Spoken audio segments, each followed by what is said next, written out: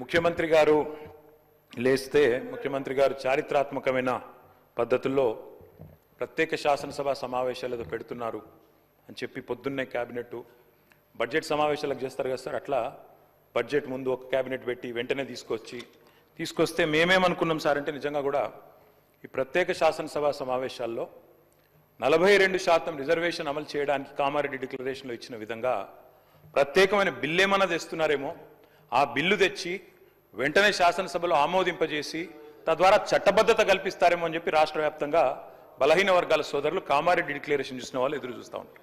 కానీ ముఖ్యమంత్రి గారు ఏం చేస్తున్నారు సార్, ఇక్కడ లేచి ఓ 4 పేర్లు చదివి, అధ్యక్ష మీ ప్రభుత్వం మీద ప్రజలకు నమ్మకం లేదు. ఎందుకంటే రేవంత్ రెడ్డి గారు మీరే చెప్పినారు, సమగ్ర కుటుంబ సర్వే జరిగినప్పుడు తమరిచ్చిన ఉపన్యాసమే మొత్తం యూట్యూబ్లో ఉంది, అన్ని టీవీలలో ఉంది. ఏమన్నారు సార్ ఆ రోజు? ఆ ముఖ్యమంత్రి చెప్తాడు సరే, ఎవరు పడితే వాళ్ళు వచ్చి మీ ఇంటికి వచ్చి వివరాలు అడిగితే ఇచ్చేస్తారా, అవలగాలు దివానాగాలు ఇచ్చేస్తారా అని మాట్లాడింది రేవంత్ రెడ్డి గారు, మేం కాదు. మీరు చెప్పిన మాటలనే ఎన్యూమరేటర్లకు చూపెట్టి చెప్పినారు, మేము ఇయ్యము మీకు వివరాలు, 57 రకాల వివరాలు అడుగుతున్నారు, ఎట్లిస్తాము మీరే అన్నారు ఆనాడు, ఎవరు పడితే వాళ్ళకి ఇచ్చేస్తామా వివరాలు అని మాట్లాడింది. అదే చూపెట్టి అడిగింది. అధ్యక్ష వాస్తవం ఏంటంటే అధ్యక్ష, సమగ్ర కుటుంబ సర్వే 2014లో జరిగింది. శాంతికుమారి గారు ఉన్నారు, రామకృష్ణారావు గారు ఉన్నారు, సందీప్ కుమార్ సుల్తానియా గారు ఉన్నారు. అప్పుడు ఇదే అధికారులు అధ్యక్ష, అప్పుడెవరు వేరే లేరు. సమగ్ర కుటుంబ survey, I'm saying this on record, I worked as a minister for 9.5 years. Yes, చేసింది మొత్తం ప్రభుత్వ అధికారులే, చేపించింది ప్రభుత్వమే. Yes, it is an official document. అందులో ఖచ్చితంగా మేము ఓపెన్ గా వెబ్సైట్ లోనే పెట్టినాం, అసెంబ్లీలో కాదు, చాటుమాటుకు కాదు, పారదర్శకంగా వెబ్సైట్ పెట్టాం. ఆ వెబ్సైట్ లోంచే పాయల్ శంకర్ గారు తీసుకున్నారు. ఏముంది అధ్యక్ష సమగ్ర, ఒక మాట మీ చేతిలో కూడా అదే ఉంది. ఏముంది అధ్యక్ష అందులో డేటా?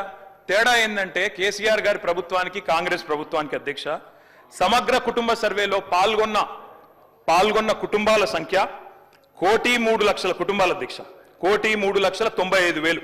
మొత్తం పాల్గొన్న ప్రజలు 3,68,00,000. 3,68,00,000 జరిగింది ఒక్క రోజులో, 24 గంటల్లో రాష్ట్ర వ్యాప్తంగా ప్రతి ఇంటిని ఎన్యూమరేట్ చేసి అత్యద్భుతంగా చేసినాం. మేము చేసిన తర్వాత ముఖ్యమంత్రి గారు నిజంగా ఎంత మిస్లీడింగ్ గా మాట్లాడుతున్నారంటే అధ్యక్ష, వారు అంటారు అధ్యక్ష ఇంతకు మించిన టాపిక్ లేదు అధ్యక్ష, వారు అడిగిన ప్రశ్నకు తప్పకుండా మా ప్రభుత్వం గతంలో చేసిన పని గురించి వారు అనుమానాలు తలెత్తే విధంగా ఏదైతే మాట్లాడినారో దాని గురించి చెప్పాలి అధ్యక్ష. వారు అంటారు అధ్యక్ష బీసీల సంఖ్య అందులో ఎంత అని. ఎస్, ఆనాడు బీసీల సంఖ్య సమగ్ర కుటుంబ సర్వే ప్రకారం 1,85,61,856, 51%. 51% బీసీలు ప్లస్ అది కాకుండా ముస్లిం సామాజిక వర్గంలో ఉండే బీసీలను కూడా కలుపుకుంటే 10%. మొత్తం ఆనాడు సమగ్ర కుటుంబ సర్వే ప్రకారం రాష్ట్రంలో బీసీల సంఖ్య 61%. ఈ రోజు రాష్ట్ర వ్యాప్తంగా మేము మాట్లాడడం కాదు అధ్యక్ష, ఇక్కడ మా శ్రీనివాస్ యాదవ్ గారు కరెక్ట్ గా చెప్పినారు. మీ కాంగ్రెస్ పార్టీ ఎమ్మెల్సీ చెప్తున్నాడు బయట, దీన్ని తగలబెట్టండి, ఇంకా ఆయన గలీజ్గా మాట్లాడింది నా మాట అన్న, తగలబెట్టండి అన్నాడు. దీన్ని తగలబెట్టండి, ఈ నివేదికను తప్పుల తడక అని కాంగ్రెస్ పార్టీ ఎమ్మెల్సీ చెప్తున్నాడు, మేం కాదు. రాష్ట్ర వ్యాప్తంగా బలహీన వర్గాల సంఘాలు చెప్తున్నాయి. ఏమని చెప్తున్నాయి అధ్యక్ష?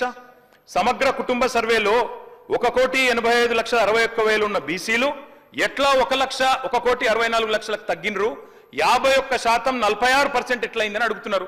శంకరన్న కూడా అదే అడిగింది కదా అధ్యక్ష, తప్పేం అడిగిండు? ఇక్కడ శంకరన్న ఒక్కడే అడుగుతున్నాడు అధ్యక్ష, బయట మీ కాంగ్రెస్ పార్టీ ఎమ్మెల్సీ మాట్లాడుతున్నాడు, మీరిచ్చిన స్టేట్మెంట్ ను మీరిచ్చిన నివేదికను తగలబెట్టమని చెప్పిండు అధ్యక్ష, మామూలు కాదు. ఇంకొక మాట అధ్యక్ష, మేము అనుకున్నాం అధ్యక్ష శాసనసభ సమావేశం ప్రత్యేకంగా పెడితే ఇవాళ ఏం చెప్పిండ్రు మీరు కొత్తగా? మీరు చెప్పింది ఈరోజు చెప్పింది మొన్న ఉత్తమ్ కుమార్ రెడ్డి బయట ప్రెస్లే చెప్పిండ్రు. ఆయన ఉత్తమ్ కుమార్ రెడ్డి గారు సబ్ కమిటీ చైర్మన్ గా ప్రెస్ మీట్ లో ఇవాళ మీరు చెప్పిన లెక్కలని మొన్ననే చెప్పిండ్రు. ఎందుకు పెట్టిండ్రు మీరు ఇవాళ? మేమేమనుకున్నాం, 42% రిజర్వేషన్ ఇవ్వడానికి చట్టబద్ధత కల్పిస్తూ బిల్లు తెస్తారనుకున్నాం. లేదా మీరు చెప్పినట్టు 56% బీసీలుంటే ఆ 56% బీసీలకు బీసీ సప్లాన్ చేస్తారేమో అనుకున్నాం. ఏమీ లేకుండా ఇవాళ వచ్చి ఒక స్టేట్మెంట్ ఇక్కడ పెట్టి ఏదో సాధించిన మీ చరిత్ర అంటే అధ్యక్ష 5% బీసీ జనాభా. అధ్యక్ష, my learned friend was also a member there. Sir, that time also they gave the details, sir. BCs के साथ कितना नाइंसाफी हुई सर. तो मैं ये कह रहा हूं कि आज अगर हम इंसाफ के लिए आवाज उठा रहे हैं बीसीस के लिए, तो हमको सिर्फ ये नहीं कहना है कि इतना परसेंटेज है, इतने बीसीज है, इतना है. I would say, sir, we should bring in a legislation, sir, which is going to make it mandate that the amount which is allocated in the budget for the BCs should be spent at the end of the year. If it is not spent, it should be carried forward. So that is very important, sir, like a sub-plan. Like we have sir sub-plan, Congress के दौर में SC/STs के लिए sub-plan में मंजूरी दिए थे, BCs को भी दीजिए sir. This is what I want to make a demand. कि BCs के साथ नाइंसाफी हो रही है. Nobody is really सिर्फ बोल दे रहे हैं आपका इतना परसेंटेज है, इतना है, इतना है. That's the reason, sir. Earlier also I said that कि BCs अब होशियार हो गया है, BCs अब उठा हुआ है और इंशाअल्लाह ताला ये BCs के साथ हम मुसलमान SC/STs मिलकर जिद्दोजहद करेंगे इनके हक के लिए और इनकी पिछड़ापन और इनकी पसमानदगी को दूर करने के लिए. Sir, when I say that, and I thank the Chief Minister and the government for agreeing for tabling the report. And I think that if that report is tabled, we can have a more healthier discussion, sir. But with only some few figures which has been given, sir, I would say that this survey has fulfilled the promise made by the Congress in its manifesto for the year 2023 Assembly elections on conduct of caste survey, sir. Sir, it may be recalled that at Kamareddy BC declaration had been promised that a BC reservation will be increased based on census and BC Commission report within 6 months of assuming power.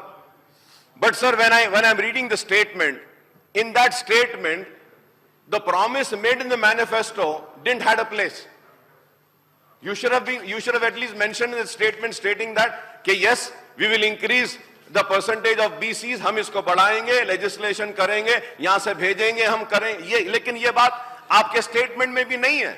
लेकिन आपने उठकर कहा, जवाब दिया, yes, you said that कि yes, BCs का जो है हम देखेंगे. ठीक है sir. Sir, it has almost taken 14 months for the completion of BC survey and tabling the findings. I'm using the word findings, sir, because the report has not been tabled. So that's why I'm saying findings, sir.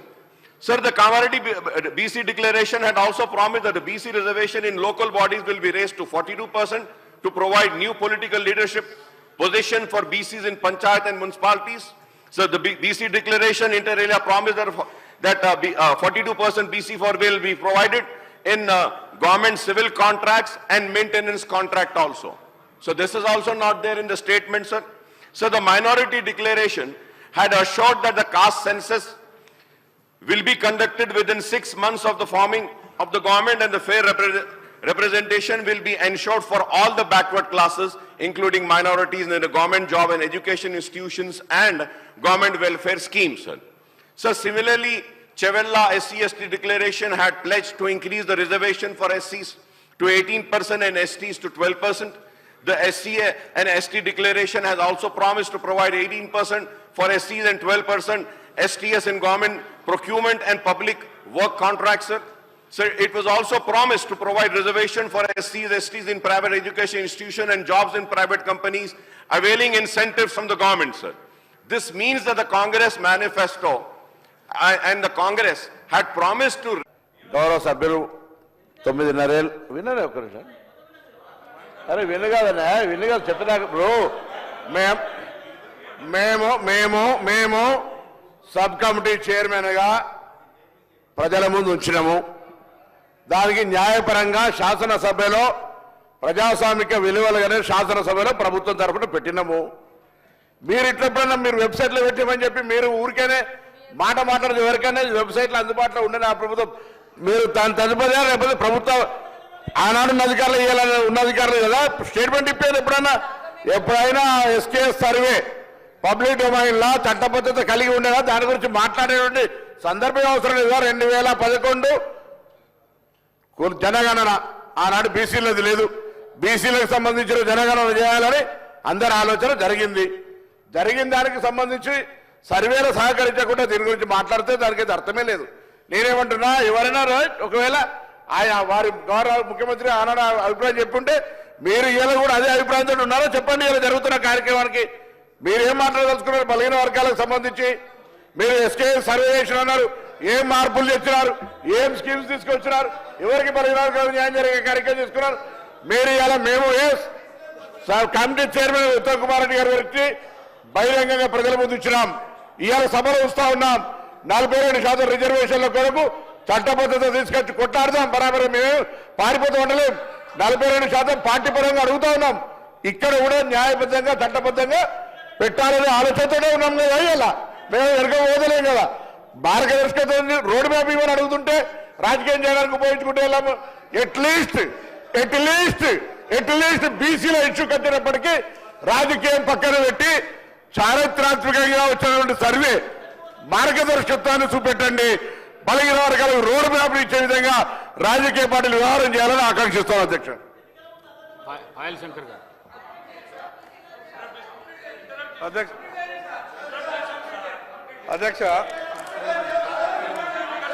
అధ్యక్ష నేను చెప్పినటువంటి అధ్యక్ష